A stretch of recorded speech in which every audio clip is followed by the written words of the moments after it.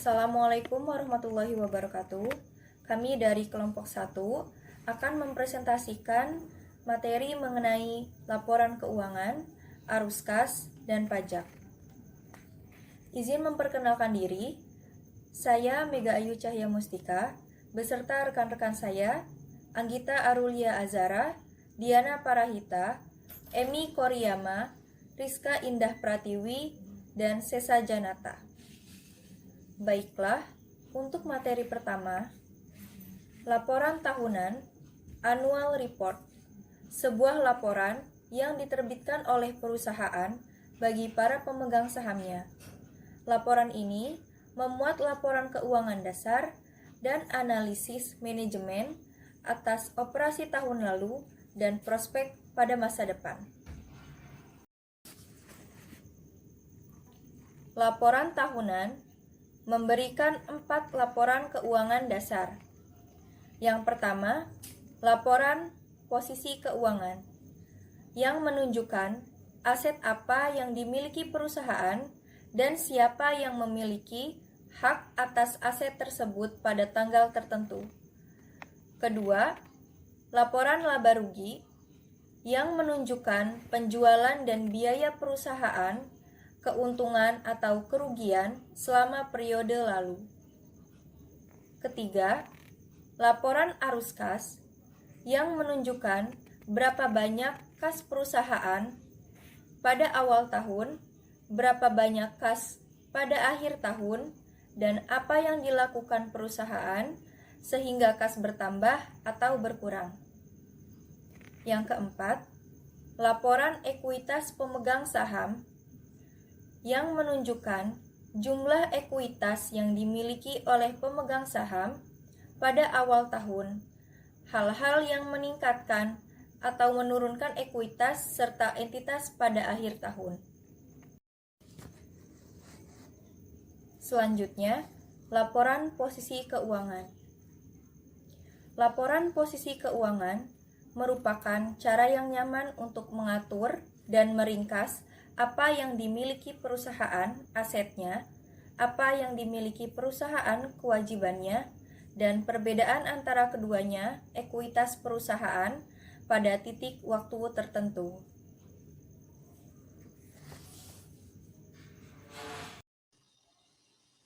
Oke, saya akan melanjutkan mempresentasikan dari kelompok saya, Mega. Sebelumnya, izinkan memperkenalkan diri. Nama saya Janata, NPM 194111326, kelas manajemen 19GX. Bagian ini merupakan contoh laporan posisi keuangan selama 1 tahun. Yang pertama, aset lancar. Terdapat kas dan setara kas, piutang usaha dan persediaan. Yang kedua, aset tetap. Terdapat bangunan, mesin, dan tanah.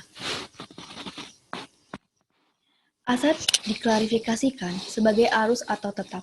Aset tetap adalah aset yang memiliki umur relatif panjang, dapat berwujud seperti truk atau kendaraan, dan atau tidak berwujud, seperti merek dagang atau paten. Aset lancar memiliki umur kurang dari 1 tahun. Selanjutnya, utang jangka pendek. Terdapat upah dan pajak yang masih harus dibayar, utang usaha, dan wesel tagih. Yang kedua, utang jangka panjang. Ketiga, modal, terdapat saham biasa, laba ditahan. Kewajiban dan ekuitas pemilik. Kewajiban diklarifikasikan sebagai lancar atau jangka panjang. Kewajiban lancar memiliki umur kurang dari 1 tahun, utang yang tidak jatuh tempo di tahun mendatang. Diklarifikasikan sebagai kewajiban jangka panjang. Perbedaan antara nilai total dan nilai total kewajiban adalah ekuitas pemegang saham.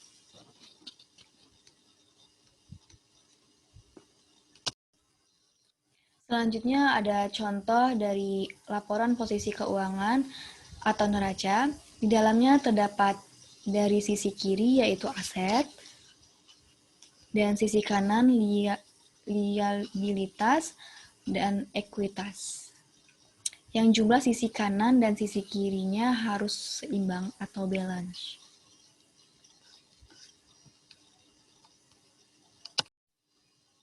Contoh kasus dari neraca PT AS tahun 2007, utang jangka panjangnya $454, total ekuitas $640 tambah $1.629, hasilnya $2.269. Total pendanaan jangka panjang $454 ditambah $2.269, hasilnya $2.723. Maka $454 dibagi $2.743, hasilnya 16,55% utang jangka panjang. Presentasi ini mencerminkan keputusan struktur modal yang diambil di masa lalu oleh manajemen PT AS, di mana sisi pasifa neraca disumbang oleh utang jangka panjang sebanyak 16,67%. 3 hal penting yang perlu diingat ketika memeriksa laporan posisi keuangan. Yang pertama, likuiditas. Mengacu pada kecepatan dan kemudahan dari suatu aset untuk dapat diubah menjadi kas. Pada kecepatan dan kemudahan suatu aset dapat dikonversi menjadi uang tunai. Oleh karena itu, aset yang sangat liquid adalah aset yang dapat dijual dengan cepat tanpa kehilangan nilai yang signifikan. Sebagian besar aset tetap relatif tidak liquid. Aset liquid umumnya kurang menguntungkan untuk dipegang. Yang kedua, utang versus ekuitas. Ekuitas pemegang saham sama dengan aset dikurang kewajiban. Pemegang ekuitas hanya berhak atas nilai sisa, bagian yang tersisa setelah kreditor dibayar. Penggunaan hutang dalam struktur modal perusahaan disebut leverage keuangan. Semakin banyak hutang yang dimiliki perusahaan sebagai presentasi aset, semakin besar tingkat leverage keuangannya. Leverage keuangan meningkatkan potensi imbang bagi pemegang saham, tetapi juga meningkatkan potensi kesulitan keuangan dan kegagalan bisnis. Yang ketiga, nilai pasar versus nilai buku. Nilai buku sama dengan total aset dikurang total uang. Nilai pasar sama dengan jumlah saham dikali harga saham per lembar. Nilai pasar adalah harga yang akan diambil aset di pasar. Nilai buku adalah harga aset yang dibawa pada apa yang dibayar perusahaan untuk mereka, tidak peduli berapa lama mereka dibeli atau berapa nilainya saat ini. Nilai yang ditampilkan di neraca atau aset perusahaan adalah nilai buku dan umumnya bukan nilai aset yang sebenarnya. Oke, terima kasih. Saya akan dilanjutkan oleh teman saya. Perkenalkan, nama saya Rizky Enda Pratiwi. Saya akan melanjutkan presentasi dari rekan saya, yaitu Sesa Janata. Laporan laba rugi, laporan yang merangkum kinerja perusahaan selama satu periode waktu tertentu, biasanya satu kuartal atau satu tahun. Laba sama dengan pendapatan dikurang pengeluaran. Hal pertama yang dilaporkan pada laporan laba rugi biasanya pendapatan dan beban dari operasi utama perusahaan. Bagian-bagian selanjutnya antara lain meliputi beban pembiayaan seperti bunga yang dibayarkan. Item terakhir adalah pendapatan bersih. Selanjutnya yaitu contoh dari laporan laba rugi. Ini adalah contoh laporan laba rugi dari PT AS. Seperti yang bisa kita lihat di dalam laporan ini terdiri dari pendapatan yang dikurangi beban-beban. Next, dengan memperlihatkan laporan laba rugi, komponen penting dari biaya operasi adalah satu, penyusutan atau depreciation. Berikut pengeluaran untuk pembelian, pendirian, penambahan, perbaikan atau perubahan harta berwujud. Yang kedua yaitu amortisasi atau amortization, nilai pengurangan atau penurunan nilai dari aktiva tak berwujud. Keduanya berkaitan dalam hal aset yang dimiliki oleh perusahaan. Baik, di sini saya Anggita. Saya akan melanjutkan presentasi dari Tiwi. Saya akan melanjutkan slide 12, yaitu laporan arus kas. Laporan yang menjelaskan dampak aktivitas operasi investasi dan pembiayaan perusahaan terhadap arus kas selama satu periode akuntansi. Tujuan dari laporan arus kas adalah menyajikan informasi mengenai penerimaan dan pengeluaran kas dalam suatu periode akuntansi. Selain bermanfaat bagi perusahaan, laporan arus kas juga memiliki manfaat untuk investor, kreditor, dan lainnya. Untuk slide 13, yaitu laporan ini memisahkan aktivitas menjadi 3 kategori, yaitu aktivitas operasi, aktivitas investasi, dan aktivitas pembiayaan. Untuk aktivitas operasi mencakup laba bersih, penyusutan dan perubahan aktiva lancar, serta kewajiban serta lancar selain kas utang jangka pendek.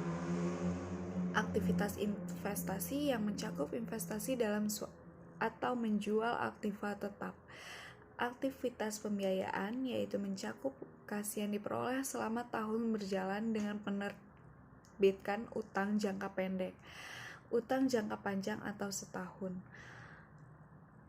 Selain itu, karena pembayaran dividen kas yang digunakan untuk membeli kembali saham atau obligasi menurunkan kas perusahaan. Untuk slide 14, yaitu laporan ekuitas pemegang saham, laporan yang menunjukkan seberapa banyak ekuitas perusahaan berubah sepanjang tahun dan mengapa perubahan tersebut dapat terjadi. Dan penyajian klasifikasi ekuitas atas dasar sumber merupakan yang paling tradisional atau yang paling banyak digunakan oleh banyak perusahaan. Alasannya adalah banyak perusahaan yang pada saat merintis usaha dimulai dengan mendapatkan modal pemilik perusahaan terlebih dahulu. Terima kasih. Perkenalkan, nama saya Diana Parita. Saya akan melanjutkan materi yang telah disampaikan oleh rekan saya Anggita mengenai arus kas, perbedaan antara jumlah uang yang masuk dengan jumlah uang yang keluar. Arus kas aset sama dengan arus kas kepada kreditur ditambah arus kas kepada pemegang saham. Arus kas aset melibatkan 3 komponen. Yang pertama, arus kas operasional, yaitu arus kas operasi mengacu pada arus kas yang dihasilkan dari aktivitas sehari-hari perusahaan dalam memproduksi dan menjual. Kemudian yang kedua, belanja modal. Belanja modal mengacu pada pengeluaran bersih atas aset tetap, pembelian aset tetap dikurangi penjualan aset tetap. Dan yang terakhir, yang ketiga, perubahan pada modal kerja bersih. Perubahan modal kerja bersih diukur sebagai perubahan bersih aset lancar relatif terhadap kewajiban lancar untuk periode yang diperiksa dan mewakili jumlah yang dibelanjakan untuk modal kerja bersih. Arus kas kepada kreditur dan pemegang saham. Arus kas kepada kreditur, pembayaran bunga sebuah perusahaan kepada kreditur dikurangi pinjaman baru bersih. Arus kas kepada pemegang saham, dividen yang dibayarkan oleh sebuah perusahaan dikurangi ekuitas yang baru dihimpun bersih. Perkenalkan, nama saya Emi Koryama dari kelas Akuntansi 19BX. Di sini saya akan melanjutkan materi presentasi dari rekan saya sebelumnya, yaitu materi yang akan saya bahas adalah tentang pajak. Pajak sendiri berarti kontribusi yang diberikan oleh individu ataupun perusahaan dengan tarif tertentu yang dikenakan dari penghasilan atau pendapatan dari individu ataupun perusahaan yang sifatnya memaksa. Dalam pengambilan keputusan keuangan, biasanya perusahaan itu terdapat 2 tarif pengenaan pajak. Yang pertama yaitu tarif rata-rata dan yang kedua tarif marginal. Tarif rata-rata adalah tagihan pajak yang akan dibagi dengan penghasilan kena pajak yang telah dihitung dengan persentase tarif pajak. Dan tarif marginal adalah tarif pajak tambahan yang akan ditambahkan $1 terhadap penghasilan kita. Itu menjadi tarif pajak kita. Berikut adalah tarif pajak perusahaan. Jadi, masing-masing perusahaan atau setiap perusahaan itu dikenai pajak yang berbeda-beda. Semakin besar pendapatan yang dimiliki, maka akan semakin besar pula tarif pajak yang akan dikenakan. Seperti tabel di samping, tarif pajak dari penghasilan dari 0 sampai 50 dolar itu akan dikenai pajak sebesar 15% dari pendapatan. Kemudian 50 dolar sampai 75 dolar itu akan dikenai sebesar 25%. Umumnya, pajak untuk perusahaan itu terdiri dari 15%, 25%, 34%, dan 35%. Berikut adalah contoh soal pengenaan pajak. Contohnya, perusahaan kita itu mendapatkan laba sebesar 200 dolar. Nah, pengenaan pajaknya itu bukan dari misalkan tarif 200 dolar ini antara 100 sampai 335 dolar itu kan besarnya sebesar 34%. Nah, bukan langsung dikalikan dengan tarif 34%, melainkan itu akan dikenakan dengan pajak berlapis dari lapisan yang paling bawah dulu, yaitu sebesar 15%. Dikali 50.000 dolar, hasilnya 7.500. Kemudian tarif yang kedua yaitu 25%, di mana 75 dolar dikurangi 50.000 dolar dikali dengan 25%, hasilnya 6.250. Lapisan yang ketiga yaitu penghasilan di antara 100.000 sampai dengan 75.000 dolar dikali 34%, maka hasilnya 8.500. Dan yang terakhir 200.000 dolar dikali dengan 39%, hasilnya 39.000. Jika ditotal, utang pajak yang dimiliki oleh perusahaan kita adalah 61.250 dolar. Tarif pajak rata-ratanya yaitu 61.250 dolar itu dibagi dengan besarnya laba yang kita miliki, yaitu 200.000 dolar. Hasilnya tarif pajak rata-ratanya adalah 30,625%. Tarif pajak marginalnya yaitu 39%. Mengapa? Karena tarif marginal ini kan ditambahkan 1 dolar. Nah, laba kita itu 200.000 dolar. Jadi penghasilan kita itu masih di antara 100.001 dolar sampai 335 dolar, yaitu besarnya tarif yang akan dikenakan sebesar 39%. Mungkin itu saja yang bisa saya sampaikan. Kurang dan lebihnya saya mohon maaf. Saya ucapkan terima kasih.